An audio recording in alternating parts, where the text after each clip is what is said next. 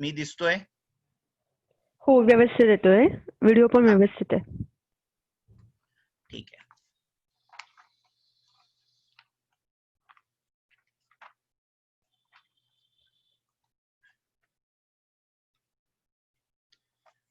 काल आपण पिंगला गीतेचा विचार थोडक्यात बघितला. पिंगला नावाची वेश्या, तिने केलेला विचार आणि त्याच्यावर त्या सगळ्या प्रसंगाचा बोध त्या सेनजित राजाला त्या ब्राह्मणाने करून दिला आणि हा सगळा प्रसंग भीष्मानी युधिष्ठिराला या सगळ्या दुःखातून कसं बाहेर पडावं, आत्यंतिक आनंदाची प्राप्ती कशी करून घ्यावी, हे सांगण्यासाठी हे सगळं आख्यान सांगितलं. त्यानंतर मला काही जणांची प्रतिक्रिया अशी आली की ह्या गीता आम्हाला वाचायला कुठे मिळतील, ह्या गीता आम्हाला कुठे उपलब्ध होऊ शकतील. तर मी पहिल्या लेक्चर मध्येही उल्लेख केला होता की गीता संग्रह नावाचं गीता प्रेस गोरखपूर यांचं एक प्रकाशन आहे आणि त्या प्रकाशनामध्ये या सगळ्या गीता किंबहुना यापेक्षाही काही जास्त गीता सर्वांना उपलब्ध होऊ शकतात. दुसऱ्या म्हणजे मराठीत ज्यांना वाचायचं आहे त्यांच्यासाठी गीता धर्म मंडळाचं विविधा गीता नावाचं पुस्तक आहे, त्याचे 2-4 खंड आहेत. तर त्या खंडामध्येही या गीता उपलब्ध होऊ शकतील. एक जुन्या प्रकाशनापैकी निर्णय सागर प्रेसचंही एक गीता संग्रहाचं पुस्तक आहे, त्याच्यामध्येही ह्या गीता उपलब्ध आहेत. आणि अगदीच कुठे नाही मिळाल्या तर आपण ज्या गीता 7 बघतो आहोत त्या सगळ्या गीता बहुतांश महाभारताच्या शांती आणि अनुशासन या पर्वामध्ये आलेल्या आहेत. त्यामुळे महाभारताची कोणतीही आवृत्ती आपण जर पाहिली, चिकित्सित आवृत्ती भांडारकर ओरिएंटल इन्स्टिट्यूट ची असेल किंवा अन्य कोणतीही, तर त्यामध्ये ह्या आवृत्त्या उपलब्ध होतील. दुसरं एक असं करू शकतो मी की आता काय आहे, हा थोडा ग्रुप विस्कळीत आहे. म्हणजे नाशिकची मंडळी इथे आहेत, काही पुण्याची मंडळी आहेत, काही अन्य ठिकाणचीही मंडळी इथे जॉईन झालेली आहेत. त्यामुळे त्या सगळ्यांना एका ठिकाणी कुठे मिळेल हा थोडा मला प्रश्न आहे. नाहीतर या सगळ्या गीतांची पीडीएफ करून त्या स्वरूपामध्ये माझ्याकडे ह्या सगळ्या फाईल्स आहेत, तर मी हवं तर मुग्धा मॅडमकडे किंवा रुचिता मॅडमकडे ते फॉरवर्ड करेन आणि त्या तुम्हाला तुमच्या ग्रुपवर पाठवू शकते. मात्र त्याच्यात मर्यादा अशी आहे की त्याच्यात मूलमात्र म्हणजे संस्कृत मूळ श्लोक त्याच्यात आहेत, सार्थ असा काही ती गीता नाहीये. तर मूलमात्र बघायचं असेल तर मी ती पीडीएफ सगळ्या या 7 गीतांची ग्रुपवर पाठवायची व्यवस्था करतो. पुण्यातल्याही मंडळींना जी वेगवेगळ्या ग्रुपमधनं जॉईन झालेली आहेत त्यांना त्या ग्रुपमध्ये त्यांनी विचारलं तर तिथे पाठवायची मी व्यवस्था करेन. म्हणजे एक सॉफ्ट कॉपीच्या फॉर्मॅटमध्ये तरी, किंवा तुम्ही जर सॉफ्ट कॉपीवरून प्रिंट काढून घेतली तर ते तसं तुम्हाला उपलब्ध होऊ शकेल. तर आपण आजच्या गीतेला सुरुवात करूया. मनाला भरपूर घडाभर तेल झालेलं आहे घालून. आज जी गीता आपण पाहणार आहोत ती आजगर गीता किंवा अजगर गीता म्हणून प्रसिद्ध आहे.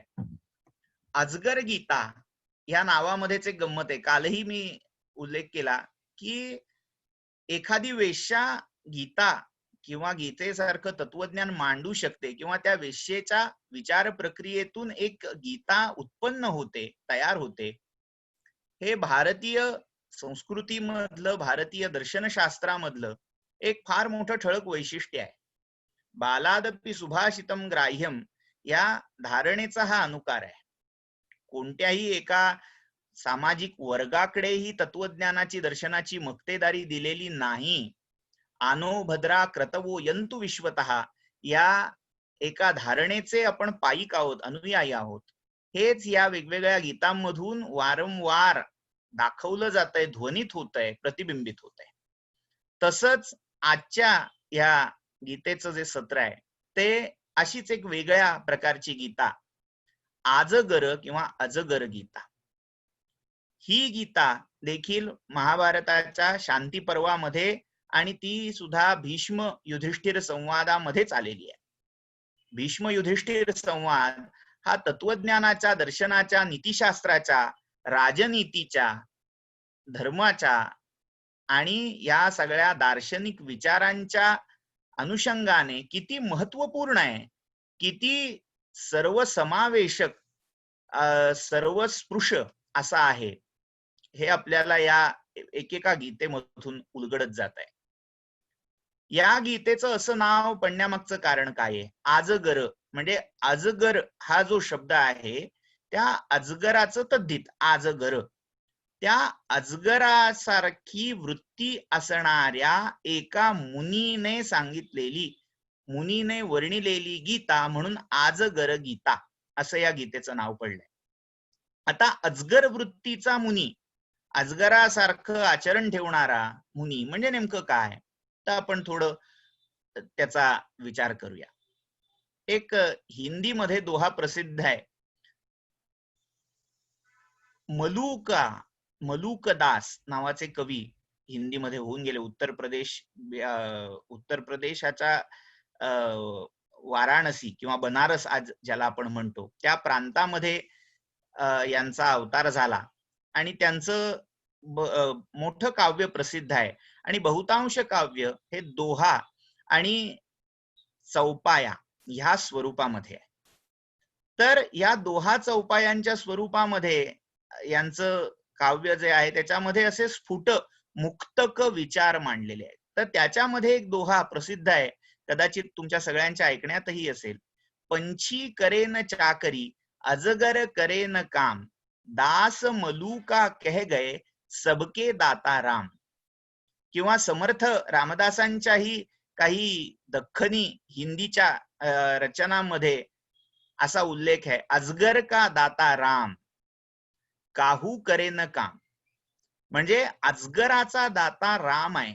अजगराला उदरनिर्वाहासाठी कुठे नोकरी करावी लागत नाही, कुठे धंदा व्यवसायात थाटावा लागत नाही. अजगर हा यदृच्छेने जे प्राप्त होईल, यदृच्छा या शब्दाचा अर्थ विशेष कोणताही प्रयत्न न करता नॅचरली, सहज, स्वाभाविक पद्धतीने जे मिळेल, सहज हातात येईल, विशेष प्रयत्न चेष्टा न करता ते यदृच्छेने आलेलं जे काही असेल, प्रतिपन्न झालेलं असेल, त्याच्यामध्ये समाधानी वृत्ती असणारा, संतोष मानणारा असा हा अजगर. अजगर हा जो प्राणी, सर्प, सरीसृप प्रकारातला हा प्राणी आहे, म्हणजे ज्याला आपण रेप्टाईल असं इंग्लिशमध्ये म्हणतो. तर सर्पाशी किंवा नागवंशाच्या जवळचा, मात्र नाग नाही, विषारी नाही असा हा अजगर. तो अतिशय सुस्त प्राणी असतो. त्याला कधी साप जसा आपल्या भक्ष्याच्या शोधात इकडे तिकडे फिरतो, उंदीर, बेडूक इत्यादी पकडतो, तसं काही अजगर शोधा पकडायला जात नाही. तो आहे तिथे पडून राहतो आणि तो पडलेला तिथे असताना आजूबाजूला जे कुठलं भक्ष्य असेल ते भक्ष्य तो आपल्या श्वासाने आपल्याकडे खेचून घेतो आणि त्याला खाऊन टाकतो, आपलं पोट भरतो. अशी एक कवी कल्पना, कवी संकेत इथे सांगितलेला आहे, अपेक्षित धरलेला आहे. तर असा हा अजगर, त्याचं अनुकरण करणारा हा मुनी, त्याचं अनुकरण करणारा योगी, जो कोणतंही काम करत नाहीये. आजच्या काळामध्ये असेल माझा हरी तर देईल खाटल्यावरी, ही म्हण खूप निगेटिव्ह पद्धतीने आपण वापरतो. पण या म्हणीतला खरा अर्थ, मर्म हे या अजगराच्या वृत्तीमध्ये आहे आणि त्या वृत्तीने जगणारा हा मुनी भेटलाय आणि तो हे तत्वज्ञान सांगतोय. आता कोणाला भेटलाय, कसा भेटलाय ते आपण पाहूया. युधिष्ठिर उवाच, केन वृत्तेन वृत्तज्ञ, वीत शोकश्चरेन महिम, किंच कुर्वन् नरो लोके, प्राप्नोति गतिमुत्तमाम. या युधिष्ठिराने प्रश्न विचारलाय, केन वृत्तेन, वृत्त याचा अर्थ कोणत्या प्रकारच्या आचाराने, कसा आचार ठेवावा की त्या आचाराने संपन्न झाल्यावर वीत शोकश्चरेन महिम, वीत शोक होऊन, शोक, दुःख, मोह यांना जिंकून या पृथ्वीवर संचार करता येईल, या लोकी जगता येईल. जी जी विशेष शतम समाहा, हा जो श्लोक आहे, हा जो मंत्र आहे ईशावास्योपनिषदामधला, त्याच्यामध्ये जे विधान आहे, कुर्वन्न एव इह कर्माणि, कर्म करत करतच या लोकी जगण्याची, शतम समाहा 100 वर्ष जगण्याची इच्छा मनुष्याने जीवाने करावी. इथे युधिष्ठिर विचारतोय, या लोकी जगण्यासाठी कसं वागावं, कसा विचार करावा, कसं आचरण करावं.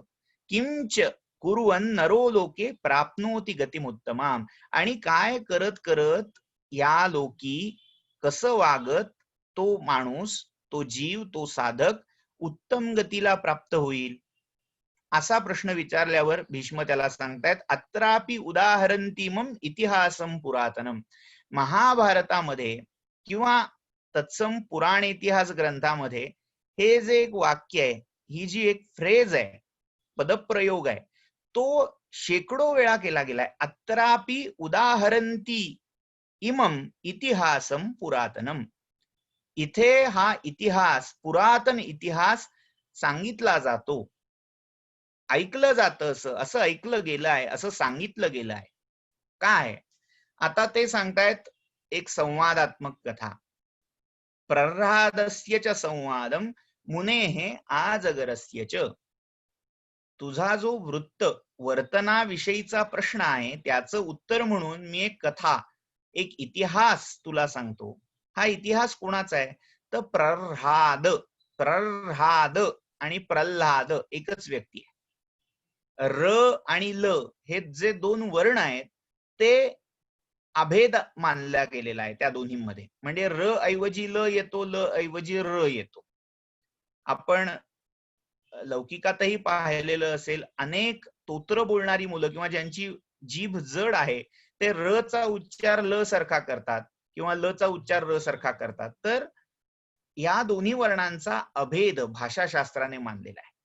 किमान संस्कृत किंवा प्राकृत भाषांमध्ये बऱ्याच ठिकाणी हा अभेद कल्पिला गेलेला आहे. तर प्रल्हाद किंवा प्रह्लाद जो हिरण्यकश्यपूचा पुत्र म्हणून प्रसिद्ध आहे, विष्णू भक्त म्हणून प्रसिद्ध आहे, अशा प्रल्हादाचा आजगर मुनीशी झालेला संवाद, या संवादामध्ये तुझ्या प्रश्नाचं उत्तर दडलेलं आहे. चरंतम ब्राह्मणम कंचित कल्पचित्तम अनामयम पप्रच्छ राजा प्रल्हादो बुद्धिमान बुद्धिसम्मतम.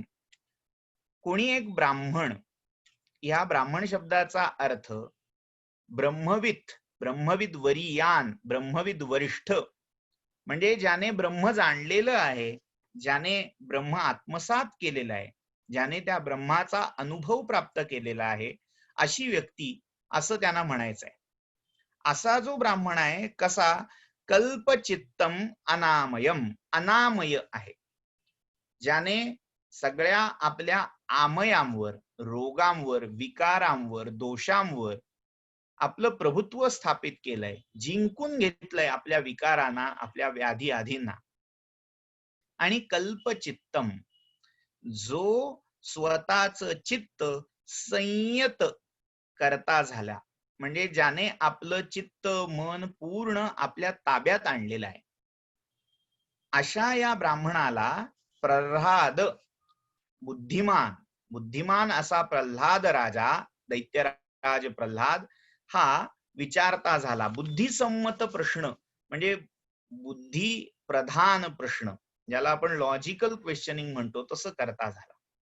प्रल्हाद त्या ब्राह्मणाला, त्या योग्याला विचारतोय, स्वस्थः शक्तो मृदुर्दांतो निर्विधित्सोनसूयकः सुवाक् प्रगल्भो मेधावी प्राज्ञश्चरसी बालवत.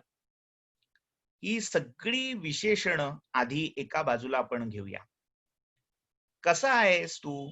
तर दिसतोयस तर स्वस्थ.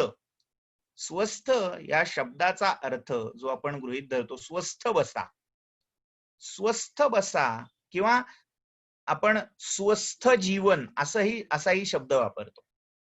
स्वस्थ म्हणजे आत्मनी स्थितः, स्वे धर्मे स्थितः स्वस्थः, स्वतःच्या प्रकृतीमध्ये स्वतः जसा आहे तसा आपल्या मूळ स्वभावाठायी स्थिर होणं, स्थित होणं. आपण अनेक विचारांनी, अनेक विकारांनी सतत चलबिचल पावत असतो. सतत इकडे तिकडे आपलं अवधान, आपलं चित्त धावत असतं. तर हे जिथपर्यंत धावतंय तिथपर्यंत आपण म्हणजे स्थित किंवा स्थिर होऊ शकत नाही. तर जो स्वतः ठाई आत्मरूपामध्ये, आपण काल बघितलं आत्मरती आत्मक्रीड, स्वतःच्या रूपामध्ये जो रममाण झाला, स्थिर झाला, स्थित झाला, त्याला स्वस्थ म्हणावं. शांत म्हणजे काही न करता गप्प बसणं म्हणजे स्वस्थ. गप्प बसणं आणि स्वस्थ बसणं याच्यामध्ये तात्विक काय भेद आहे हा लक्षात घ्यायची आवश्यकता आहे. स्वस्थ म्हणजे स्वतःमध्ये स्थित होणं आणि गप्प म्हणजे न बोलता, न काही अन्य गोष्टी उपद्व्याप उचापती न करता बसणं, याच्यात भेद आहे. तर तू कसा आहेस तर स्वस्थ आहे, स्वस्थ दिसतोस. आजार आल्यावर, व्याधी आधी आल्यावर देखील आपण स्वस्थ राहत नाही, स्वास्थ्य गेलं म्हणतो. म्हणजे काय, त्या आधिव्याधी किंवा आजारामुळे आपलं मन थाऱ्यावर राहत नाही, सतत घाबरं घुबरं होतं. दुःख किंवा तो जो आवेग असतो व्याधीचा, त्याच्यामुळे आपण सतत चर विचर संचर या अवस्थांना पावत असतो, संचार करत असतो. म्हणजे आपण जरी एका जागी पडून असलो, झोपून असलो, बसून असलो, तरी सतत आपले विचार चारी दिशांना धावत असतात. तर स्वस्थ म्हणजे आरोग्य संपन्न असणं, याचं पुढचं रूप म्हणजे स्वस्थ असणं. आरोग्य आहे आणि जो स्वतःमध्ये स्थित आहे, स्वतःच्या प्रकृतीमध्ये, स्वतःच्या स्वभावामध्ये स्थित आहे, तो स्वस्थ आहे. स्वस्थः शक्तः, शक्त म्हणजे समर्थ, सक्षम. तू कसा आहेस, स्वस्थ आहेस, शक्त आहेस, मृदू आहेस. म्हणजे उगीच उद्धटपणा, आगाऊपणा करत नाहीयेस, मृदू आहेस, मृदू स्वभावाचा, रुजू स्वभावाचा आहे. दांत आहेस म्हणजे स्वतःच्या इंद्रियांना ज्याने दमन त्यांचं केलेलं आहे, बाह्य इंद्रियांचं दमन आणि अंतरिंद्रियांचं शमन ज्याने केलेलं आहे, तो दांत आणि शांत या दोन शब्दांनी संबोधला जातो. तर असा तू दांत शांत दिसतोस.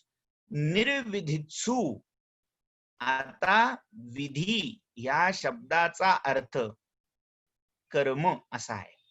त्यामुळे विधित्सु म्हणजे कर्म करण्याची इच्छा करणारा, सतत कर्म करणारा. आणि ह्या कर्म करण्याची प्रवृत्ती असणारा, कर्म करण्याची इच्छा करणारा असा जो विधित्सु आहे, त्याच्या विरुद्ध विरोधी नय दाखवण्यासाठी अ लावतात, न लावतात, तसा निर हा उपसर्ग देखील लावतात. निर्विधित्सु म्हणजे जो कोणतंही कर्म करू इच्छित नाही, कोणतंही कर्म करण्यासाठी जो प्रवृत्तच होत नाही, असा तो निर्विधित्सु. आता तो या ब्रह्मविद योग्याला म्हणतोय तू निर्विधित्सु आहेस, म्हणजे काहीही करत नाहीयेस, थोडक्यात रिकामपणी बसलेला आहेस, काहीही कर्म तू करत न करता इथे म्हणजे आपण मराठीत किंवा ग्राम्य भाषेत फुकट सगळं ओरबाडतोयस, फुकट बसलायस, आजच्या भाषेत टाइमपास करत बसलायस असा. मात्र असं करत असताना दुसरा एक गुणविशेष महत्वाचा आहे, अनसूयकः. आजही अनेक लोक बिनकामाची बसलेली असतात, काही काम नसतं, मात्र त्यांच्या ठाई असूया असते. म्हणजे जे बिनकामाचे बसलेले आहेत, म्हणजे काहींना कामाचा कंटाळा आहे म्हणून शांत बसलेले आहेत, काहींना काम करायचं आहे पण ते मिळत नाहीये म्हणून शांत बसलेले आहेत, काही उगीच दुसऱ्यांच्या कामात खोट काढता यावी यासाठी शांत बसलेले आहेत. त्यामुळे काही न करता बसणं म्हणजे प्रत्येक वेळी पॉझिटिव्ह असतं असं नाही, पण या योग्याच्या बाबतीत तो अनसूयक आहे, म्हणजे स्वतः काही करत नाहीये. काही मंडळी अशी असतात, स्वतः काही करायचं नाही आणि दुसरा काही करतोय, त्या करण्यातून त्याला काही मिळतंय, त्याला प्राप्ती होतीये, त्याचा उत्कर्ष होतोय, हा मात्र बघत नाही. म्हणजे स्वतः ते करायचं नाही आणि दुसरा तो करतोय म्हटल्यावर त्याच्यावर जळायचं, त्याची असूया, त्याचा द्वेष करायचा. तर तू स्वतः करत नाहीयेस, पण दुसरा जो करतोय त्याची असूयाही धरत नाहीयेस. हे फार महत्वाचं लक्षण इथं योगाचं सांगितलंय.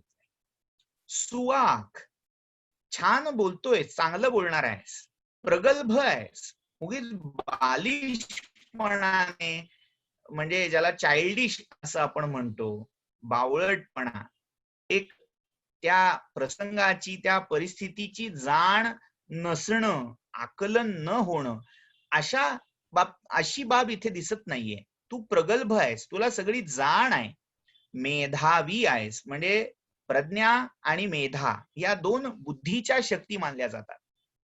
प्रत्येक जीवाला बुद्धी आहे आणि या बुद्धीमध्ये जे 3 विशेष गुण आहेत ते म्हणजे प्रज्ञा, मेधा आणि प्रतिभा. मेधा ही सर्वसामान्य सगळ्यांमध्ये असते, पण तिचं प्रमाण हे कमी जास्त असतं. मेधा म्हणजे धारणा शक्ती. जे काही सांगितलं जात आहे, जे काही आपण शिकतोय, जे ऐकतोय, ते ग्रहण करून मेंदूमध्ये ते प्रिझर्व करण्याची, स्मृतीमध्ये जागत ठेवण्याची जी क्षमता आहे तिला मेधा असं म्हटलंय. दुसरी आहे प्रज्ञा. जे नुसतं प्रिझर्व करून ठेवलेलं आहे त्याचा काही उपयोग नाहीये. तर योग्य वेळी ते जे काही साठवलेलं आहे ते आठवायला पाहिजे. ते साठवलेलं आठवणं यासाठीची जी शक्ती आहे, बुद्धीची क्षमता आहे, तिला प्रज्ञा असं म्हटलेलं आहे.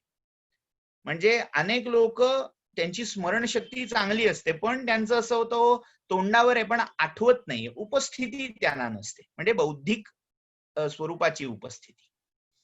तर ती बौद्धिक स्वरूपाची उपस्थिती असणं ही प्रज्ञा आहे. तर प्रज्ञा आणि मेधा या दोन्हींनी तू संपन्न आहेस. लक्षात घ्या, नुसती मेधा असूनही भागत नाही, नुसतं सगळं आत साठवलेलं आहे पण आठवत नाही, असंही चालत नाही. किंवा उत्तम आठवतं मात्र साठवलेलं काही नाही. प्रज्ञा अगदी तल्लख आहे, उत्तम उत्तर देऊ शकतो, पण ती उत्तर देण्यासाठी आपल्याला बरेच वेळा दिसतं की हुशार व्यक्ती असते पण अभ्यासच करत नाही, काही वाचतच नाही. तर असं नाहीये, तू अभ्यासही केलेला आहेस, तेवढं सगळं अर्जन, विद्यार्जन केलेलं आहेस आणि तेवढ्याच ताकदीने तू ते सगळं आठवू किंवा सांगू शकतोस, म्हणजे प्रज्ञा ही आहे. अशा सगळ्या गुणांनी तू संपन्न असून देखील तू चरसी बालवत, एखाद्या लहान मुलासारखा आचार विचार करतोस.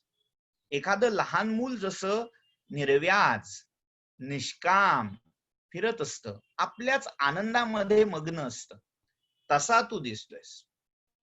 आता इथे योग वासिष्ठामधला एक श्लोक मला उद्धृत करावासा वाटतो. योग वासिष्ठामध्ये रामानी महर्षी वसिष्ठांना प्रश्न विचारलाय. जो तत्वज्ञानी आहे, म्हणजे खरा तत्वज्ञानी, ज्याला त्या ब्रह्माची प्राप्ती झाली आहे, ब्रह्माचा साक्षात्कार झालाय, त्याचा आचार, त्याचं विचार, त्याचं व्यवहार, त्याचे सगळे देह व्यापार हे कसे असतात. तर त्यावर महर्षी वसिष्ठांनी एक सुंदर उत्तर दिलेलं आहे. उत्तर इतकं मार्मिक आहे की उत्तर एका अनुष्टुभातल्या श्लोकात दिलंय. दोन्ही वरची आणि खालची पंक्ती ही जवळजवळ सारखी आहे, 1-2 विभक्तीचा, शब्दातल्या विभक्तीचा मात्र फरक आहे. आणि त्या केवळ विभक्तीतल्या फरकावरून या लौकिक जीवन जगणाऱ्या, लौकिकामध्ये, ऐहिक जीवनामध्ये अडकलेल्या माणसाची आणि पारलौकिक जीवन जगणाऱ्या, या किंबहुना लौकिक सगळ्या ईषणांपासून, आकांक्षा, इच्छांपासून मुक्त झालेल्या आत्मवित, ब्रह्मवित अशा पुरुषाची अवस्था, अशी ही या श्लोकात सांगितली. म्हणजे एक जड आणि एक प्राज्ञ अशा दोघांची अवस्था एकाच श्लोकामध्ये महर्षी वसिष्ठ सांगतात. तो श्लोक असा आहे, ज्ञात तत्वस्य लोकोयम बालोन्मत्त पिशाचवत.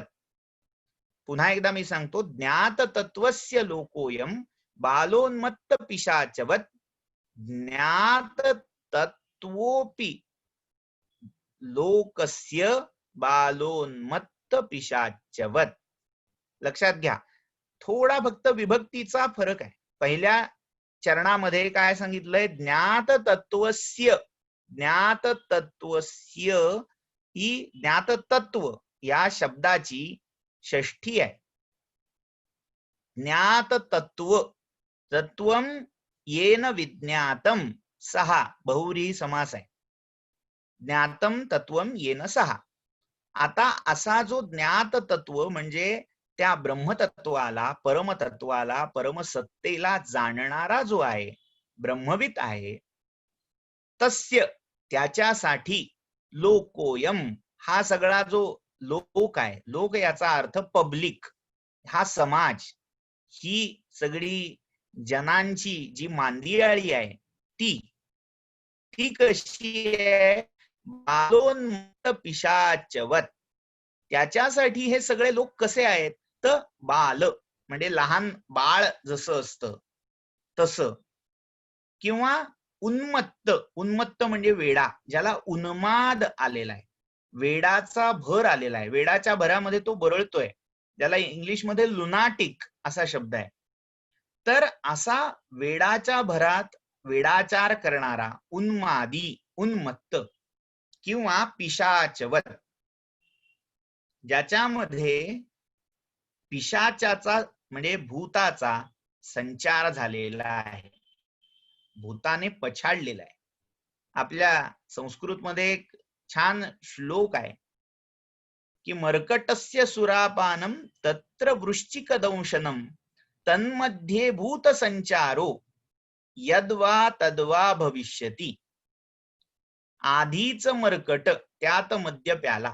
आधीच माकड म्हणजे आधीच माकडाचे गुण काय विचारता, चंचल, अतिशय चंचल, उपद्व्यापी असं हे वानर, आणि त्याच्यात आणखीन दारू प्यायला, त्यात मद्य प्याला. मर्कटस्य सुरापानम, आणि त्याच्यात काय झालं तर तत्र वृश्चिक दंशनम, त्याच्यात आणखीन विंचू चावला. विंचू चावल्यावर जे त्याच्या विषाचे वेग येतात, चढतात, तर त्याच्यात तो आणखीन जोरजोरान ओरडायला बरळायला लागतो त्या वेगामध्ये, आवेगामध्ये. आणि तन्मध्ये भूत संचारो, आणि त्याच्यात आणखीन जर भूत संचारलं, यद्वा तद्वा भविष्यती, तर जी काही परिस्थिती होईल, या संसारामध्ये मूढपणाने जगणारी जी सगळी मंडळी आहेत, म्हणजे ती मंडळी बाहेर कुठेही शोधायला जायची गरज नाहीये. आपण आरशासमोर उभं राहिलं तर सर्वोत्तम त्या मंडळीतला अगदी आदर्श कोण असेल तर ते आपल्याला बघायला मिळणार आहे सगळ्यांना. काही म्हणजे हे विधान खरं तर श्रोतृ वर्गासाठी नाही आहे, माझ्यासाठी आहे की आपण, मी या सगळ्या विश्वामध्ये जर वाईट, मूर्ख जर असं कोणी पाहायचं असेल तर स्वतःकडे आधी पाहावं. म्हणजे बुरा देखन में चला मुझसे बुरा नकोय, तसं या माकडाला आपण जे हसतोय तशी आपली गत आहे.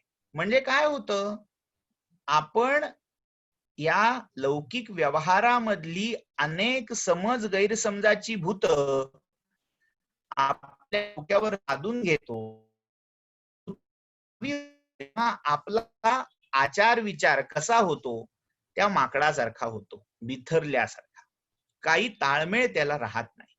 तर असं बाल उन्मत्त पिशाचवत असं वर्तन, ज्ञात तत्वस्य लोकोयम बालोन्मत्त पिशाचवत ज्ञात तत्वोपि लोकस्य. आणि असा तत्वित ब्रह्मवित ज्ञात तत्व झालेला ज्ञाता आहे, तो पण या लोकांसाठी कसा असतो, म्हणजे तो लोकांकडे कसं पाहतो, काय वेडी मंडळी आहेत, आणि ही सगळी मंडळी त्याच्याकडे कशी पाहतात, तर ते म्हणतात काय हा वेडा आहे, काय याला अक्कल दिसत नाहीये. तर अशा या सगळ्या विचारामध्ये, हॅलो आवाज येतोय ना?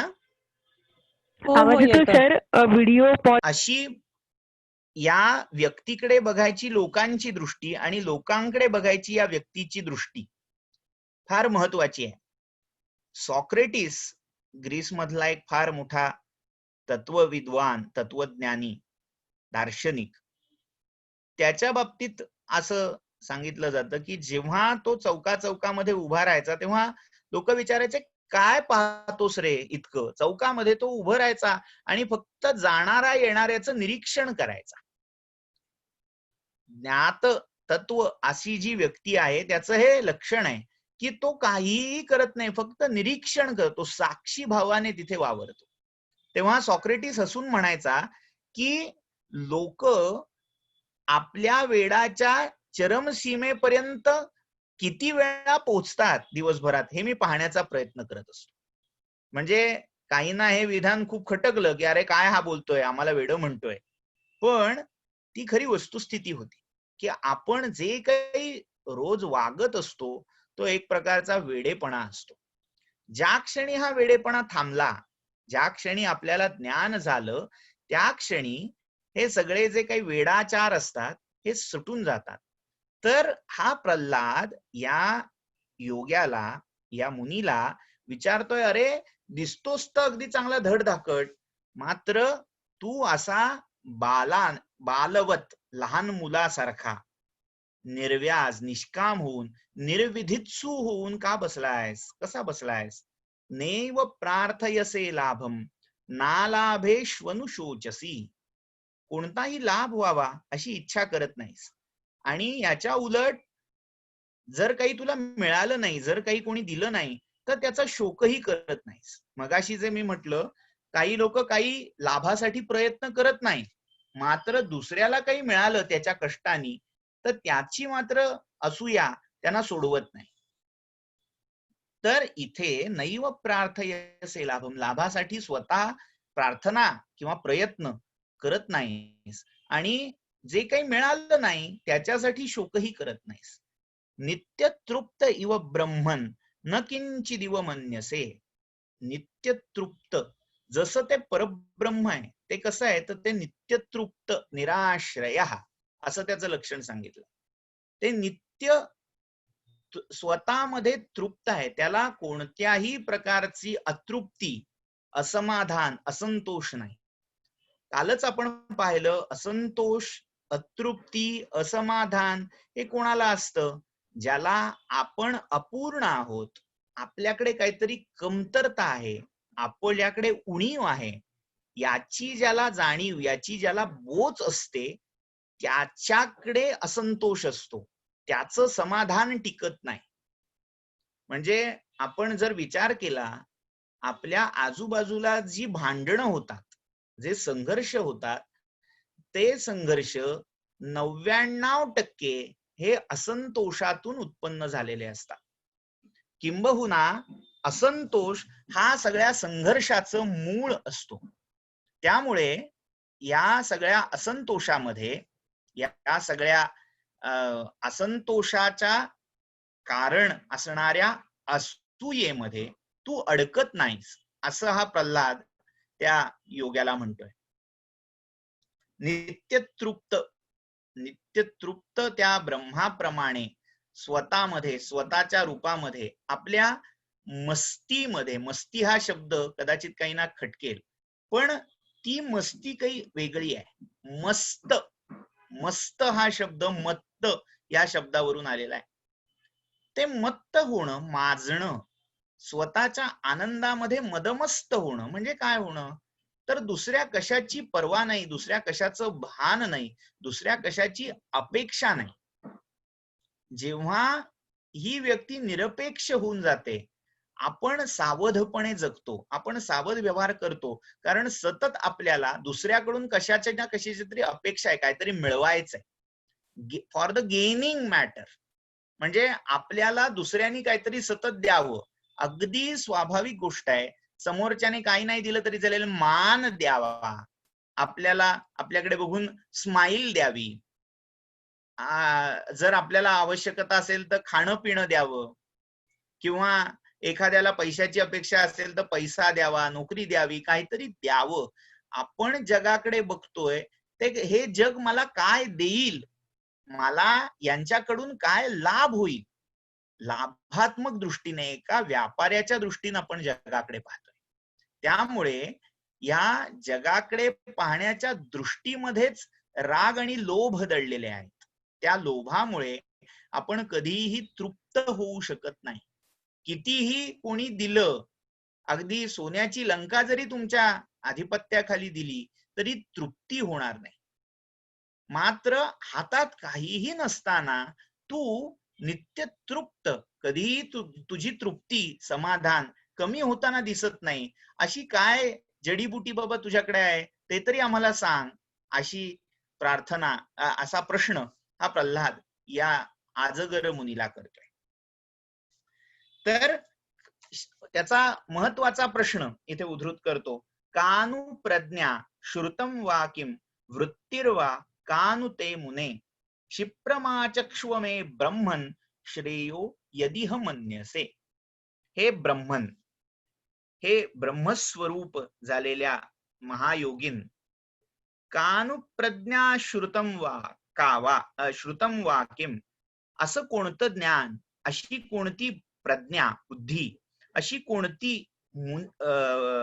वृत्ती किंवा असा कोणता एक, ज्याला किल्ली असं म्हणूया, गुरुकिल्ली तुझ्याकडे आहे, तुला मिळालीये, ती मला सांग, की जी मिळाली असता, जी जवळ बाळगली असता श्रेयाची प्राप्ती होईल. निश्रेयस, श्रेयश्च प्रेयश्च.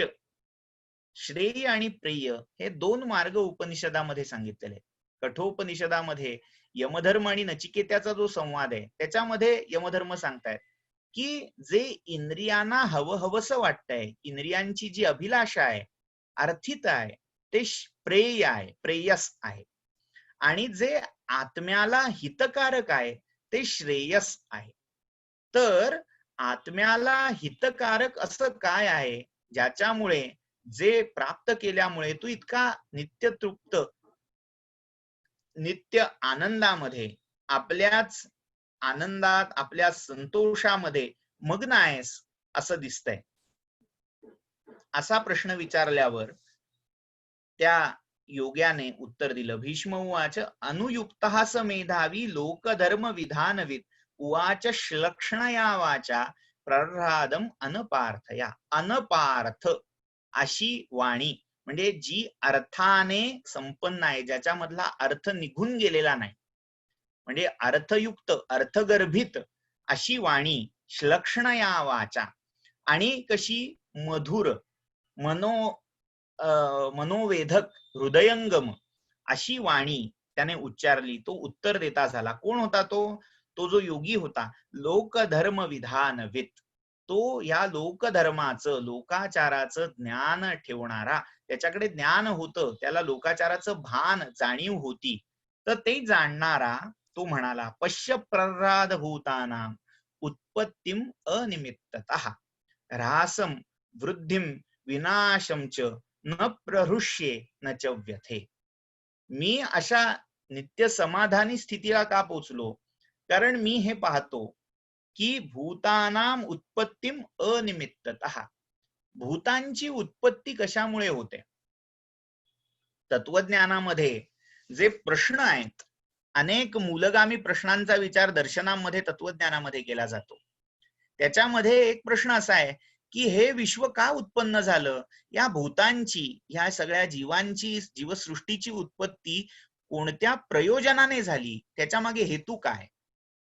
तर हा योगी सांगतोय अनिमित्ततः, उगाचच झाली, त्याच्या मागे काही हेतू बितू मानायची गरज नाही.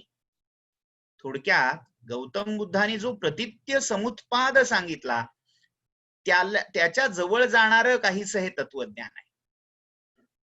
हे दर्शन चुकीचं आहे, अयुक्त आहे, अयोग्य आहे असं म्हणायची काहीही आवश्यकता नाही.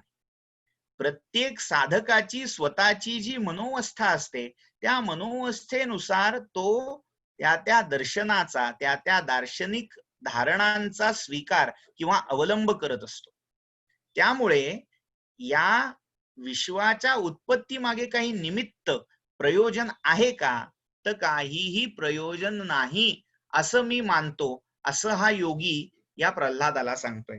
लोक भूतानाम उत्पत्तीम अनिमित्ततः ह्रासम वृद्धिम विनाशम च. आणि एवढंच काय, तर या विश्वाचा, या भूतांचा जो विकास होतोय, विकासानंतर वर्धमान अशा या विश्वाचा जो ह्रास होतोय आणि शेवटी जो विनाश होतोय, म्हणजे जे षडभाव विकार निरुक्तामध्ये यास्कानी सांगितलेले आहेत, अस्ति, जायते, वर्धते, विपरिणमते, अपक्षीयते आणि नश्यती. अस्ति म्हणजे आहे, जायते म्हणजे जन्माला आला, वर्धते म्हणजे वृद्धिंगत झाला, वाढला, अपक्षीयते वृद्धिंगत झाल्यावर ह्रास सुरू झाला, आणि शेवटी नश्यती नाहीसा झाला, नष्ट झाला, विनाश पावला. तर हे जे षडभाव विकार आहेत ते कशासाठी आहेत, त्याच्या मागे काय प्रयोजन आहे? एक विनोदाची गोष्ट इथे सांगतो की रेल्वे गाडीचा जो आवाज आहे तो काय सांगतो, तर कशासाठी? पोटासाठी, खंडाळ्याच्या घाटासाठी असा कोणी त्यातनं आवाज येतोय असं सांगेल, आणि त्या आवाजामध्ये, त्या रिदम मध्ये तो ते सगळे बोल काढूनही दाखवेल. मात्र याचा अर्थ ती रेल्वे जी चालली आहे, रेल्वेच्या चालण्यामागचं प्रयोजन हे पोटासाठी, कशासाठी, खंडाळ्याच्या घाटासाठी खरंच आहे का? रेल्वे जी चालली आहे, आता कोणी विचार करेल, हो रेल्वे प्रशासन रेल्वे चालवत आहे तर ते पोटासाठी चालवत आहे, लोकांची लोकयात्रा चालावी यासाठी चालत आहे. मात्र हे प्रयोजन, हे निमित्त रेल्वे प्रशासनाचं आहे, रेल्वेचं नाही, त्या यंत्राचं नाही. काल मी जो मुद्दा मांडला की यंत्र होण्यात या साधकांना स्वारस्य आहे, यंत्री होण्यात काही स्वारस्य नाही. शरण जाणे, पूर्ण टोटल सरेंडर होणं, हे यांचं गंतव्य आहे. तसं या सगळ्या विश्वाच्या प्रत्येक कृती मागे कोणतंही निमित्त, कोणतंही प्रयोजन आहे असं मानायची गरज नाही. कारण प्रयोजन किंवा निमित्त मानलं की ते निमित्त, ते प्रयोजन साध्य होतंय का, पूर्ण होतंय का, अचीव होतंय का, याची चिंता लागेल. आणि चिंता लागली की चिता आणि चिंता, चितेकडे प्रवास सुरू होईल, धडपड होईल, अगदी धड पडेपर्यंत ती धडपड चालत राहील. त्यामुळे या सगळ्यामध्ये काही निमित्त, प्रयोजन, हेतू आहे असं मानायचीच गरज नाही. सगळ्या विश्वाची उत्पत्ती त्याची त्याची सुरू आहे.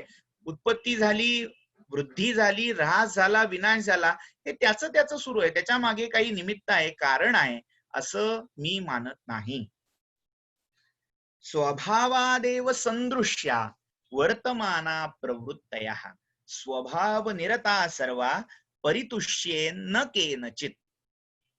हे सगळे जे भाव आहेत, ह्या सगळ्या जे भूत म्हणा, जीव म्हणा, ही सगळी जी मंडळी आहेत, स्वभाव, त्यांचा स्वभावच तसा आहे. स्वभाव याचा अर्थ प्रकृती, त्यांचा निसर्ग, नॅचरली ते तसेच आहेत. त्यामुळे त्यांचं असणं, दिसणं, भासणं, वाढणं, ऱ्हास पावणं, नष्ट होणं, हा त्या त्या अवस्थेतला त्यांचा स्वभाव आहे. त्या स्वभावामुळे हे सगळं चाललंय. त्यामुळे ती त्यांची प्रवृत्ती आहे. एखादी व्यक्ती, आता म्हणजे एक साधी गोष्ट घ्या, आता सगळ्यांचे जर आपण व्हिडिओ ऑन केले, आपण काय काय आपापले घरचे व्यवहार करत असताना ऐकत असू. मीही तुमच्याशी बोलतोय, काहीतरी हाताने माझे चाळे सुरू असतील, काहीतरी आपण करतो आहोत. मात्र हे बघून, म्हणजे मी काहीतरी करतोय हे बघून तुमच्या मनात विषाद उत्पन्न होईल का? अरे वा, सर हातात पेनाने काहीतरी नक्षी काढतायत, असं जर तुम्हाला दिसलं ते आनंद होणार आहे का?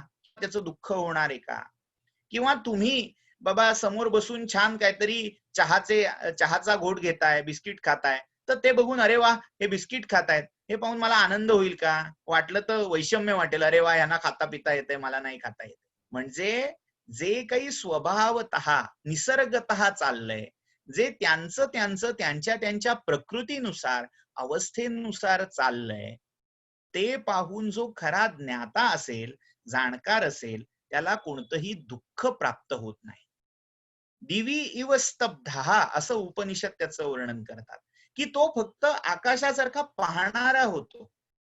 आभाळाच्या डोळ्यासारे खेळ तुझे पायी, असं त्या मराठी सावधान होई वेड्या सावधान होई असं जुन्या काळचं गाणं प्रसिद्ध आहे. तर त्या आभाळासारखं निरपेक्ष होऊन पाहायला शिकणं.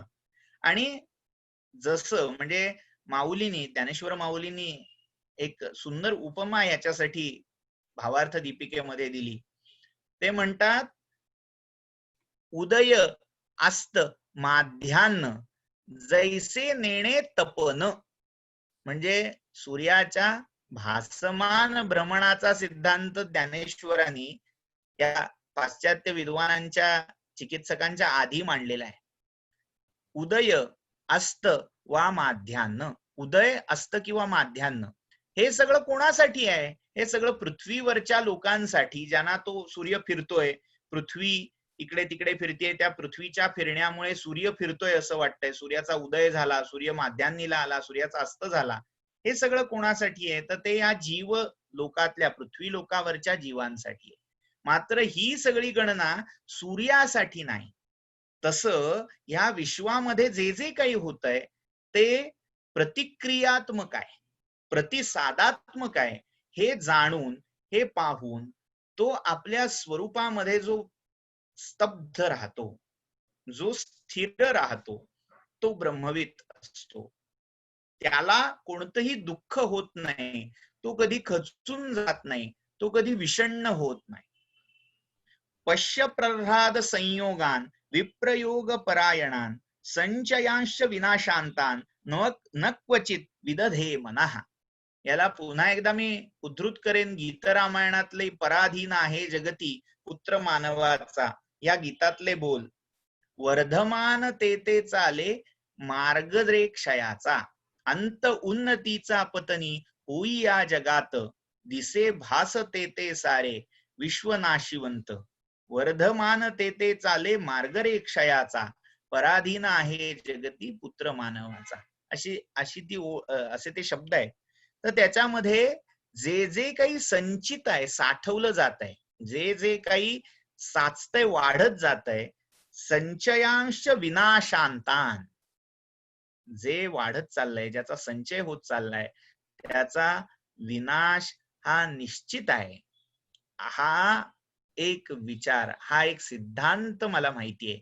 याचा अनुभव, याची प्रतीती मी घेतली आहे. त्यामुळे न क्वचित विदधे मनः. त्यामुळे या सगळ्या संचय झाला काय किंवा त्या संचयाचा नाश झाला काय, त्याच्यामध्ये मी मन लावत नाही, गुंतवत नाही, मी गुंतून पडत नाही. सगळ्यामध्ये गुंतून पडणं, आसक्त होणं हे दुःखाचं कारण मानलेलं आहे. आसक्ती आली की दुःख आलं. कोणत्याही गोष्टीमध्ये जेव्हा तुम्ही आसक्त होता, कालही आपण त्या पिंगलेचं वर्णन पाहताना बघितलं की जिथपर्यंत तो आपला प्रियकर येईल, कांत येईल, त्याच्या आल्यानंतर मिलन होईल, ह्या आसक्तीमध्ये, या आशेमध्ये ती जगत होती, ती ताटकळत होती. तिथपर्यंत तिला शांतता मिळाली नाही, स्वस्थता मिळाली नाही. मात्र जेव्हा ती सोडून दिली तेव्हा ती स्वस्थ झाली, शांत झाली आणि तिला छान झोप लागली. तसं ह्या सगळ्या संचय कर्मामध्ये आपण कर्म करतोय म्हणजे काय, त्या कर्माचा संचय करतोय. आणि तो करत असताना तो नाहीसा होणार आहे हे माहिती असून देखील आपण त्याच्याकडे कानाडोळा करतोय आणि अधिक जमवायचा प्रयत्न करतोय. अलेक्झांडर द ग्रेट याची गोष्ट आपल्याला माहिती असेल कदाचित. अलेक्झांडर जेव्हा गेला तेव्हा त्याने शेवटची इच्छा अशी बोलून दाखवली की माझी जेव्हा शवयात्रा निघेल तेव्हा त्या शवयात्रेमध्ये माझे दोन्ही हात त्या शवयात्रेमध्ये सगळ्यांना दिसतील असे बाहेर लोंबते ठेवा. का तर एवढा जगातल्या नानाविध प्रांतांना पादाक्रांत करणारा, जिंकणारा एवढा मोठा योद्धा, राजा, शासक आला होता रिकाम्या हाती आणि एवढं विश्व जिंकून सुद्धा शेवटी चाललाय तो रिकाम्या हाती, हे सगळ्या जगाला कळावं. हा संदेश द्यावा अशी त्याची इच्छा होती. तर महत्वाचं काय, संचयान विनाशांतान विद्धी, हे सगळं जे काही साठवलं जात आहे ते कधीतरी नष्ट होणार आहे. त्यामुळे मी साठवण्याच्या मागेच लागत नाही, साठवणुकीची धडपडच मी करत नाही. एक उलटी गोष्ट, म्हणजे कदाचित अपसिद्धांत वाटेल, पण ती इथे उद्धृत करायचा मोह मला टाळता येत नाहीये.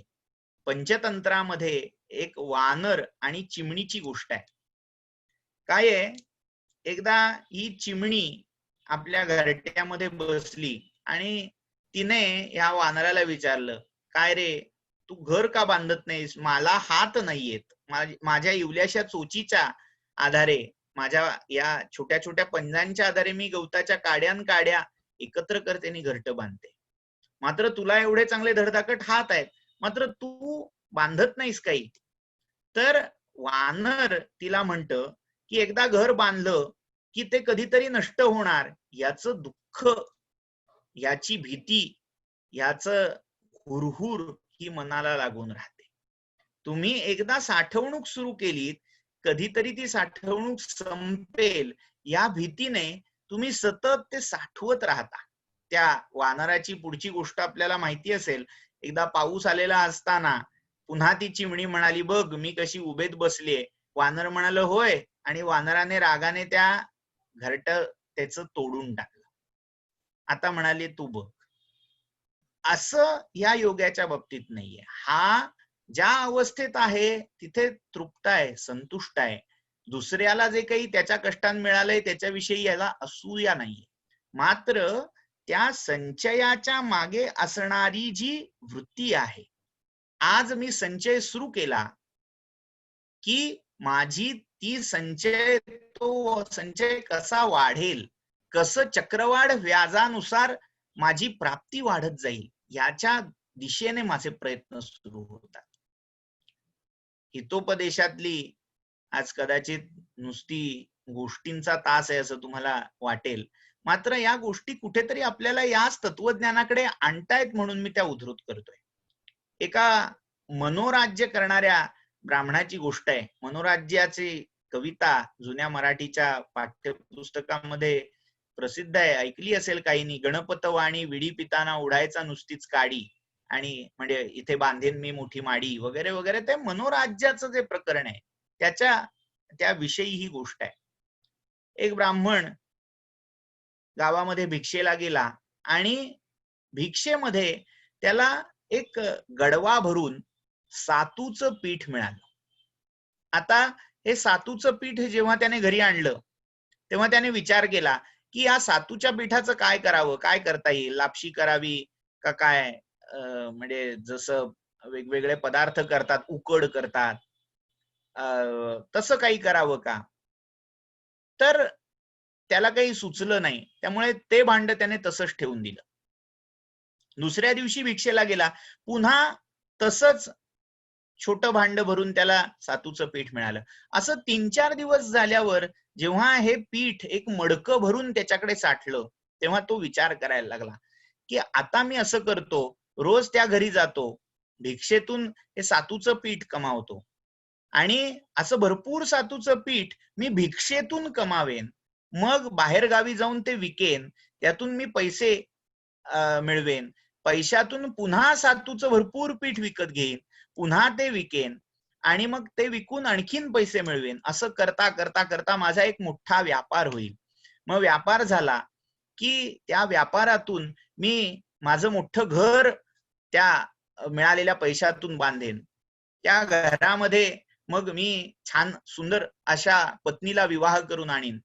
मग तिला मी असा पलंगावर पौडेंनी आज्ञा करीन, हे हा स्वयंपाक कर, तो स्वयंपाक कर, आणि माझ्या मनासारखा जर स्वयंपाक तिने केला नाही तर मी अशी काठी घेईन आणि तिला हे बदडून काढीन. हा सगळा प्रकार झोपेतल्या स्वप्नामध्ये त्याचं सुरू आहे. आणि त्या झोपेतल्या स्वप्नातल्या कल्पनेमध्ये तो इतका रममाण झाला की खरोखरची काठी त्याने घेतली आणि ती त्याने त्या झोपेतच उगारली आणि योगायोगाने ती काठी त्या पलंगाच्या समोर ठेवलेल्या त्या सातूच्या मडक्यावर बसली आणि सगळं ते पीठ धुळीला मिळालं. आपल्याला हसू येतं की अरे काय झालं, विचार काय करतोय, झालं काय, करतोय काय. बरेच वेळा माणसाचं जीवन हे असंच असतं. तो भविष्यातले प्लॅन्स आखत असतो.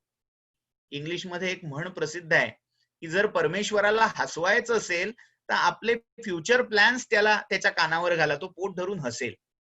आपण मनोराज्य करत असतो, आपण पुढचे कल्पनेचे इमले बांधत असतो आणि ते इमले ज्या एका वास्तवावर चढवतो तिथे मुद्दल काहीच नसतं. काट्याच्या आणीवर वसले तीन गाव, दोन ओसाड एक वसेची ना, तशी गत असते. आणि ते चढवता चढवता चढवता आपण हे विसरून जातो की हे जे साठवतोय, ही जी साठवणूक आहे, हे जो संचय आहे, हा विनाशांत आहे, ह्याचा कधीतरी विनाश होणार आहे. आणि त्या जाणीवेच्या अभावामुळे आपण दुःखी होत राहतो. जे कमावलंय, जे संचित केलंय, ते कसं अबाधित राहील किंवा ते कसं वाढत राहील याची काळजी करतो आणि या काळजीमुळे आपल्याला दुःख होतं. युधिष्ठिराचा प्रश्न कसा आहे की सुखी कसं व्हावं, त्या सुखी कसं व्हावं, दुःखावर विजय कसा मिळवावा, या प्रश्नाच्या उत्तरादाखल पितामह भीष्मानी ही जी आजगर मुनी आणि प्रल्हादाची कथा सांगितली आहे, ह्याच्यामध्ये पुन्हा कोणत्याही प्रकारची आसक्ती, अभिलाषा सोडून जे कर्म केलं जाईल त्याच्यामध्ये सुख आहे, हाच सिद्धांत पुनरुद्धृत केला गेलाय. सुखी माणसाच्या सदऱ्याची गोष्ट सगळ्यांना माहिती आहे असं मी मानतो. कारण कसं आहे की 4 लोक निघतील यातली की नाही नाही आम्हाला माहित नाहीये. तर विनंती अशी आहे की आपल्या ग्रुपवर बरीच सुज्ञ मंडळी आहेत, त्यांना विचारा सुखी माणसाच्या सदऱ्याची गोष्ट काय.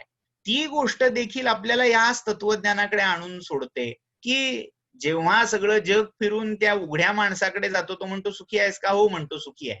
इकडे राजाला लाजवेल असे कपडे घालणारा म्हणतो नाही नाही माझ्याकडे कमतरता आहे, मला हे मिळालं पाहिजे, ते मिळालं पाहिजे, तो दुःखी आहे. पण ज्याच्या अंगावर कपडेच नाहीयेत तो मात्र सुखी आहे आणि त्या सदऱ्यासाठी सगळ्यांची धावपळ सुरू आहे. सुखी माणसाचा सदरा अशी गोष्टच कधी अस्तित्वात नसते, कारण सुख हेच त्याचा सदरा असतो.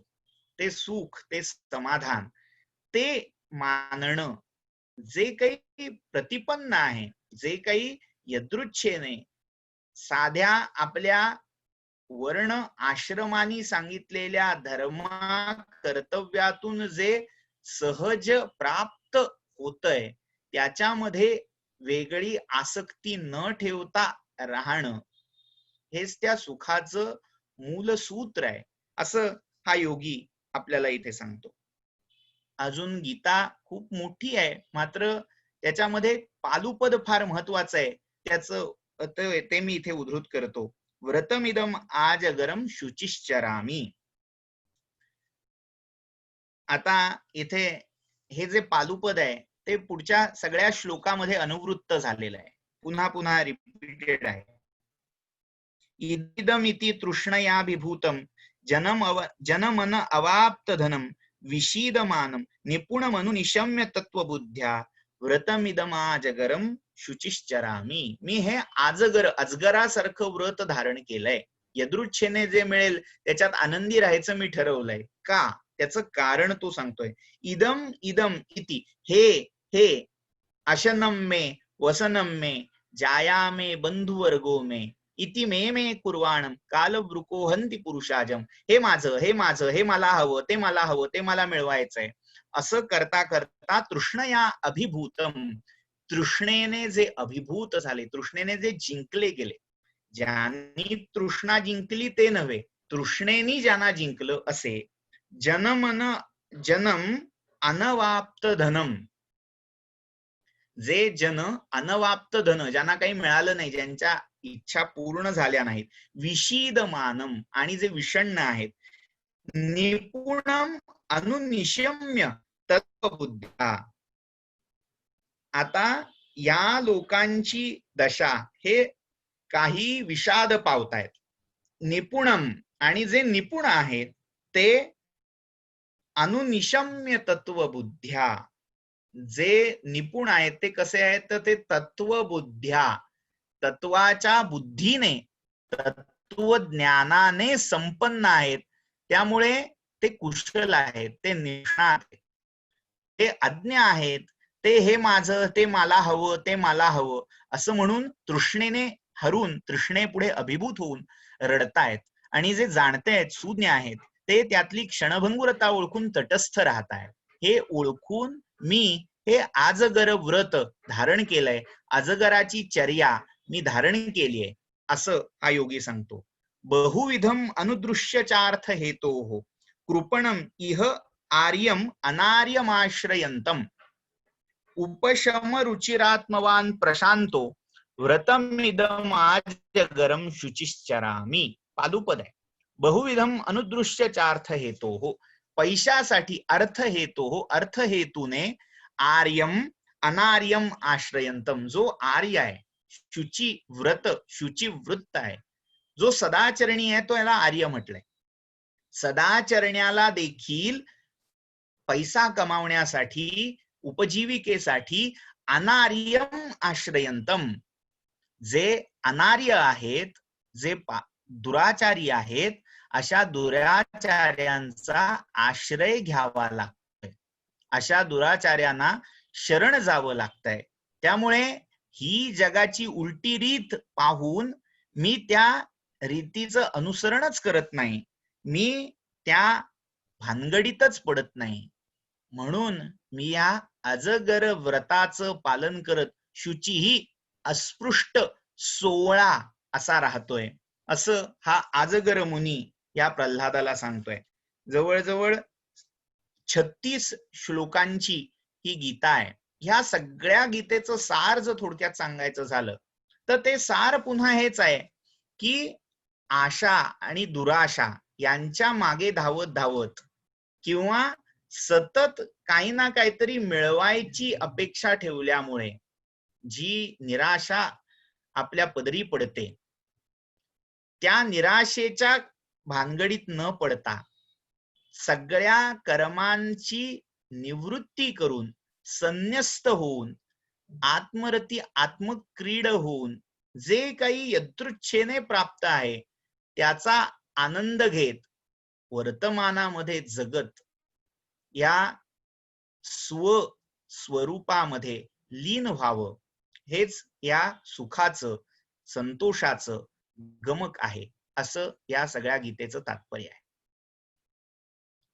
ठीक आहे, आपण थांबूया. आपण जर काही शंका असतील तर किंवा सूचना असतील तर पाहूया. इथे एक शंका मला स्क्रीनवर दिसतेय, बुद्धीच्या 3 शक्ती कोणत्या? तर बुद्धीच्या 3 शक्ती मी सांगितल्या. मेधा म्हणजे धारणा शक्ती, प्रज्ञा म्हणजे ती उपस्थिती, आठवणं, स्मृती असं ज्याला म्हटलं जातं, ती प्रज्ञाशक्ती, आणि तिसरी प्रतिभा. मेधा आणि प्रज्ञा जनरली सगळ्यात असतात, पण प्रतिभा म्हणजे नवनवोन्मेषशालिनी प्रतिभाशक्ती. काव्य किंवा नवीन आविष्कार, उन्मेष करण्यासाठी जी आवश्यक बुद्धी लागते तिला प्रतिभा असं म्हटलंय. या 3 शक्ती आहेत. अजून कोणाला काही शंका आहे?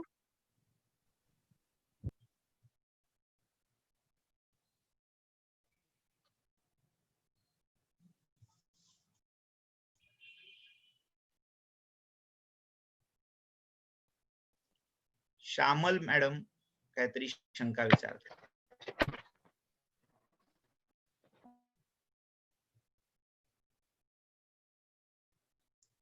हॅलो हॅलो, आवाज येतो सर? हो, Shyamal NS raised hand. Yes yes yes. हा, नमस्ते सर. सर आता जो शेवटी आपण सारांश सांगितला तो प्लीज एकदा परत सांगू शकाल का सर? बर. सारांश असा आहे की प्रत्येक वेळी आपण कुठली ना कुठली तरी एक अटकळ बांधतो की असं केलं की असं होईल, असं केलं की तसं होईल, मी जास्तीत जास्त पैसा कमवेन, त्या पैशातून अमुक अमुक सुखाची साधनं विकत घेईन आणि ती साधनं आली की मी आनंदी होईन, सुखी होईन. आणि या सुखाच्या आशेमुळे, सुखाच्या दुराशेमुळे आपण सुखापेक्षा सुखाच्या तात्कालीन तथाकथित साधनांच्या मागे लागतो, त्या साधनांच्या संचया मागे लागतो. संचय ही जी वृत्ती आहे ती फार घातक आहे. आपण काय करतो, सुख हवं म्हणून सुखाच्या साधनांचा संचय करतो. पैसा हे एक सुखाचं साधन आहे असं आपल्याला वाटतं. वेगवेगळी इलेक्ट्रॉनिक अप्लायन्सेस घरातली, एसी आहे, टीव्ही आहे, फ्रीज आहे, ही सगळी सुखाची उपोद्बलक आहेत. ह्याच्यामुळे सुख येतं, सुख मिळतं, अशी आपण एक अटकळ बांधून चाललोय. त्यामुळे आपली वृत्ती ही संचय प्रधान होत चालली आहे. आपण कमावतो आणि साठवतो, कमावतो आणि साठवतो. त्याचा कधीतरी विनाश होणार आहे याचं भान आपल्याला राहत नाही.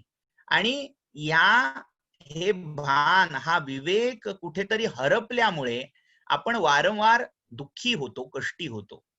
तर या दुःखातून, कष्टातून जर वाचायचं असेल तर संचयाचा अतिरेक न करता, संचय जितका आवश्यक आहे तितका नक्की करावा, मात्र अतिरेक त्या संचयाचा न करता. एक दुसऱ्या महायुद्धातली गोष्ट सांगितली जाते.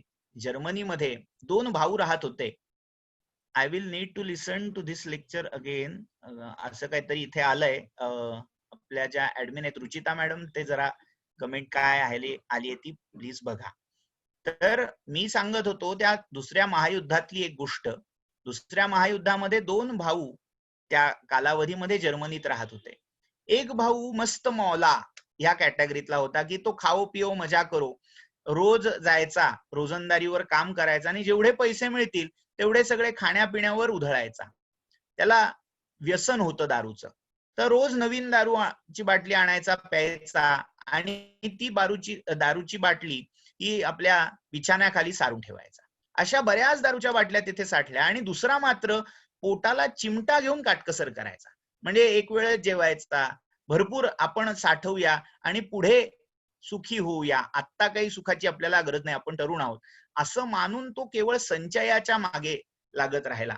आणि ते करता करता करता असं झालं, महायुद्ध सुरू झालं आणि महायुद्धामध्ये जर्मनीची पूर्ण अर्थव्यवस्था कोलमडली आणि जो त्याने काही लाखामध्ये साठवलेला बॅलन्स होता तो क्षणामध्ये शून्य प्राय होऊन गेला.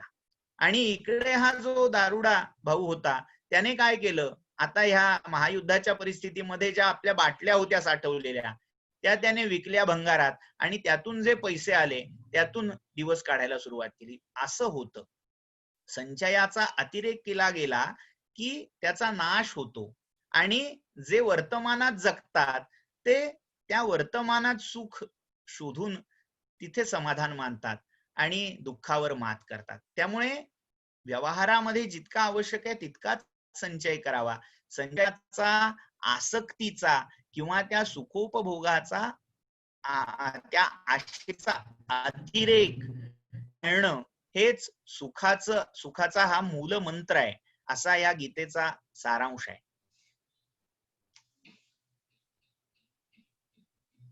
अजून कोणाला काही शंका आहेत का?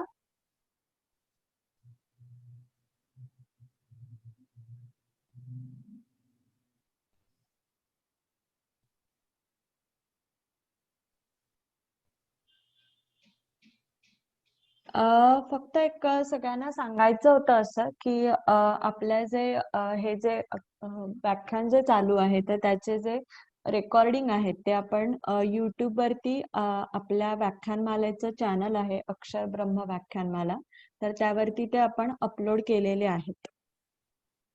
तर तुम्ही तिथे बघू शकता आणि त्याची जी लिंक आहे ती आपण ग्रुपवरती सेंड करणार आहोत. अजून कोणाला काही शंका आहेत?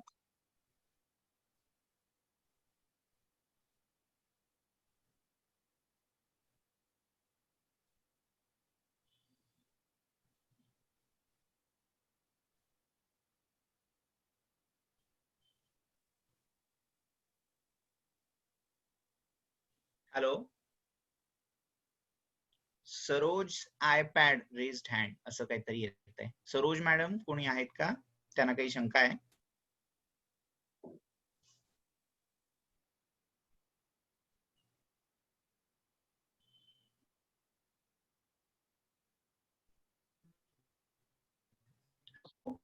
मराठे सरांना काहीतरी शंका दिसते, ते हात वर करतायत, व्हिडिओ मध्ये दिसत आहे, त्यांना अनम्यूट करावं लागेल. ओके, एकच मिनिट. हॅलो. हा बोला. नमस्ते. हा, आता नमस्कार. हे तुमचं मी सगळं ऐकलं. यातनं हा. असं वाटतंय की अजगरासारखं राहायचं म्हणजे काहीच करायचं नाही का, असं त्याच्यातनं अर्थ निघतोय का? आपण कार्यप्रवण तर राहायलाच पाहिजे व्यवहारामध्ये, हो सतत बिझी राहायलाच पाहिजे.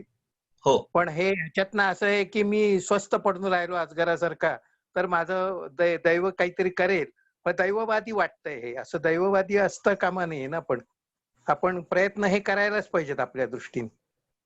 अगदी हे आहे ना, असं मला वाटतंय. हो हो. त्याचं उत्तर मी असं देईन की दार्शनिक विचार हे 2 प्रकारचे असतात. श्रीमद शंकराचार्य यांनी गीता भाष्यामध्ये धर्माची 2 लक्षणं सांगितली आहेत. एक प्रवृत्ती लक्षणको धर्म हा निवृत्ती लक्षणकश्च. एक प्रवृत्ती लक्षणक धर्म आहे आणि एक निवृत्ती लक्षणक धर्म आहे. या आता आपण ज्या गीता पाहतोय त्या बहुतांश वेदांत विचारात किंवा निवृत्ती लक्षणक धर्माच्या प्रतिपादक आहे. याचा अर्थ सगळं तत्वज्ञान म्हणजे निराशावादी आहे, निवृत्ती लक्षणक आहे असं मानायची गरज नाही. मात्र महाभारतामधले जे वेगवेगळे विचार प्रवाह आहेत, मी पहिल्याच दिवशी सांगितलं की केवळ निराशावादी आहे का, तर षड्ज गीता जरी मोक्ष हा पुरुषार्थ श्रेष्ठ आहे असं सांगितलं तरी त्याच्या बरोबरीने बाकीचेही पुरुषार्थ तितकेच महत्वाचे आहेत, हेही त्या षड्ज गीतेमध्ये आलंय. आता हे करत असताना आपण काय करायला हवं ह्याचं प्रिस्क्रिप्शन आपण बघत नाही आहोत. आपण महाभारतातले वेगवेगळे विचार प्रवाह पाहतोय. हा थोडक्यात बुफे आहे तत्वज्ञानाचा. त्यातलं आपल्याला जे भावेल, जे आवडेल ते घ्यावं. मात्र ही एक आत्यंतिक अशी तत्वज्ञानातली अवस्था आहे, जेव्हा अनेक प्रकारचे प्रयत्न करून देखील यश मिळत नाही, कायम अपयश माथी येतं, तेव्हा जी काही एक द्वंद्व अवस्था त्या व्यक्तीला येते, काय करावं काय करू नये अशा एका संभ्रमामध्ये तो अडकतो. त्यावेळी काय करावं यासाठी व्यवहारामध्ये हे तत्व आपल्याला वापरता येईल. जेव्हा सगळीकडून सगळं खुंटतं, तुमचं प्रयत्न थांबतात, काही साथ देत नाही कोण, तेव्हा काय करावं तर अजगर वृत्ती आचरावी. तेव्हासाठी व्यवहारामध्ये. पण निवृत्ती जेव्हा संन्यस्त व्हायचं आहे तेव्हा खरोखरच त्या अजगरासारखी वृत्ती ठेवावी. संन्यासाने उगीच कर्म करायच्या भानगडीत पडू नये.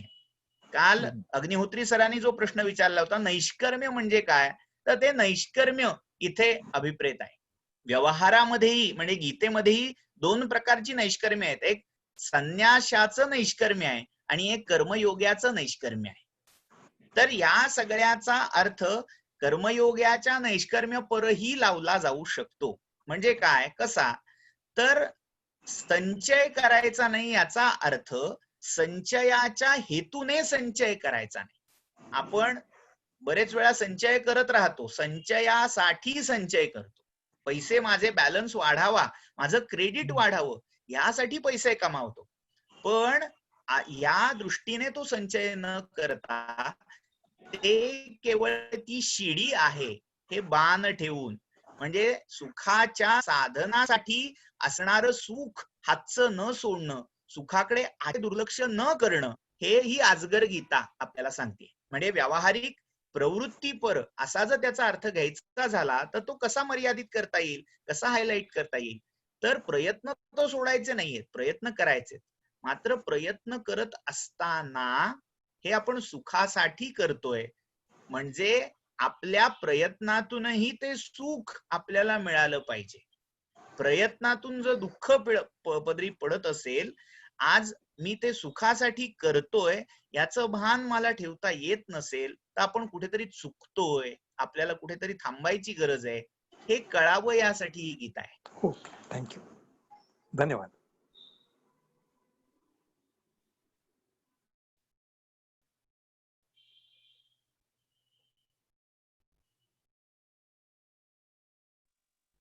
Hello, Pranav sir. हा, हॅलो. हा, नमस्ते. अतुल अग्निहोत्री बोलतोय. हा, नमस्ते. बोला. हा सर, खूप आजचं प्रवचन हे खूप छान झालं. मला तुम्ही सारांश जो सांगितलात ना, तर एक आपल्या संस्कृत मध्ये एक सुभाषित आहे, अकृत्वा परसंतापम गत्वा खल मंदिरम अनुत्सृजसताम वर्त्म यत् स्वल्पमपि तद्बहु. या सुभाषिताचा तुम्हाला जो सारांश सांगितला त्याच्याशी संबंध आहे का, काही दोन्हीमध्ये फरक आहे?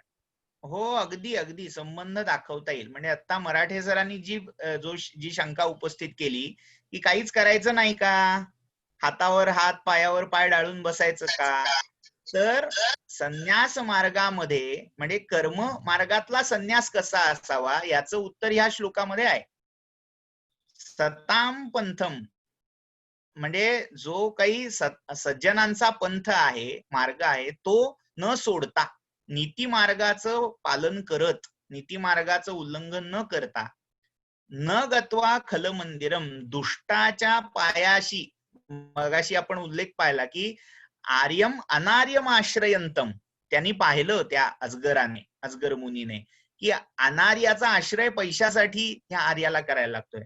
तर असं अनार्य सेवन, खल सेवन न करता जे काही सहज अल्प असं मिळेल ते अल्प, तो अल्प लाभ देखील बहु आहे असं मानून राहणं ही एक प्रकारची कर्मयोगातली अजगर वृत्ती म्हणायला लागेल.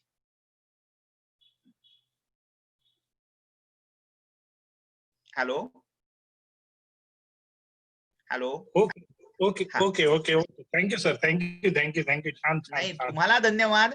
इतका छान श्लोक समर्पक आता इथे उद्धृत केला, त्यामुळे आणखीन त्याला आधार मिळाला. नाही सर, तुम्ही तुमच्याचकडनं ऐकलेला तो तुम्हाला परत फक्त विचारला मी, बाकी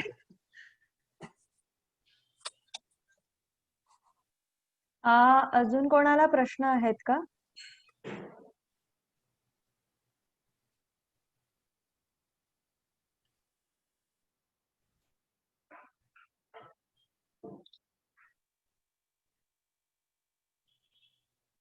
प्रश्नाचीच गरज आहे असं नाही, काही सूचना असतील की सर नाही हे खूप रॅपिड होतंय, खूप धावतं होतंय, काय आपण 7 गीतांचा आवाका ठेवलाय, त्यामुळे पांगत शब्दशः आपल्याला जाता येत नाहीये, हे लिमिटेशन आहे, माझ्या लक्षात येत आहे.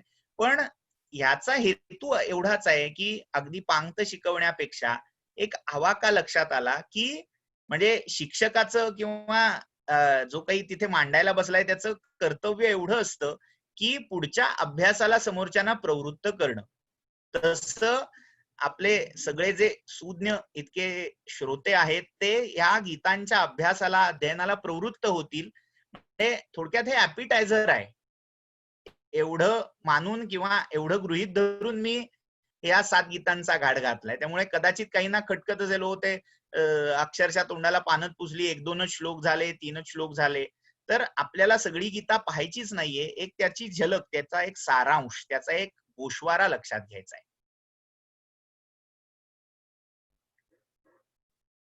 त्यामुळे काहींच्या जर अपेक्षा भंग होत असेल तर मी क्षमा प्रार्थी आहे.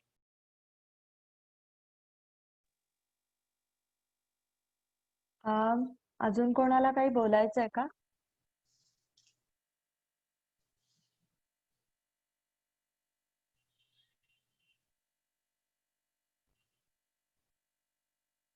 सर, बहुतेक तरी कोणाला नाही बोलायचंय. सगळे निशंक झालेले आहेत. चालेल चालेल, कॉम्प्लिमेंटरी समजतो मी हे. सगळ्यांना मनःपूर्वक धन्यवाद. आपण पुढच्या आठवड्यामध्ये पुढच्या बुधवारी भेटूया. आता पुढची जी गीता आहे ती माझ्या अंदाजाने हरित गीता, वृत्रगीता असेल. वृत्रगीता, हरित गीता, कामगीता, अशा अजून 4 गीता शिल्लक आहेत. त्या आपण आता येत्या 4 वारी म्हणजे बुधवार गुरुवार, त्याच्या पुढचा बुधवार गुरुवार असा या अधिक महिन्याच्या कालावधीत पाहून पूर्ण करणार आहोत. सगळ्यांना मनःपूर्वक धन्यवाद. थांबूया. ओम शांती शांती शांती. धन्यवाद सर. आणि आपल्याला जे ऐकायला जे श्रोतृवर्ग जे आलेले आहेत त्यांचेही मी सगळ्यांचे धन्यवाद मानते. आणि आपण पुन्हा भेटूयात पुढच्या बुधवारी संध्याकाळी 6:30 वाजता. धन्यवाद.